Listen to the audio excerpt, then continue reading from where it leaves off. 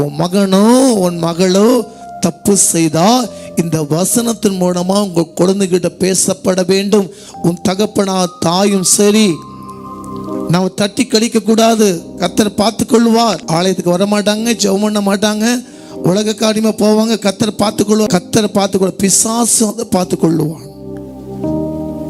கர்த்தருடைய தேவஜனமே, உங்களுக்கு கொடுக்கப்பட்ட மனைவி, பெண்கள் ஒரு பலவீனமான பாண்டம்.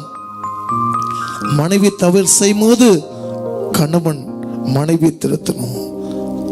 கணவன் தவறு செய்யும் போது மனைவி அன்பால வேத வசனம் திருத்தணும். உன் பிள்ளைக்கு தப்பு செய்யும் போது உன் தாய் தகப்பன் வேத வசனமாய் திருத்தப்பட வேண்டும். பரிசுத்தம் என்பது கண்ணாடி பொருள். வரங்கள், கனிகள், அபிஷேகம் இலவசமா பெற்றுக்கொண்ட உங்களை அதை பயன்படுத்தணும். இன்னைக்கு தகப்பன் தாய் பிள்ளைங்க தப்பு செய்யும் போது கண்டிப்பா உணர்த்தப்பட வேண்டும். என் பிள்ளை கர்த்தரை பார்த்துக்குவார், என் கணவனை கர்த்தரை பார்த்துக்குவார், என் மனைவியை கர்த்தரை பார்த்துக்கொள்வார், என் பிள்ளை கர்த்தரை பார்த்துக்கொள்வார். அது இல்லை, வசனத்தின் மூலமாக பிள்ளைகளை பேசப்பட வேண்டும். காலத்தை புரட்சிப்படுத்திக் கொள்.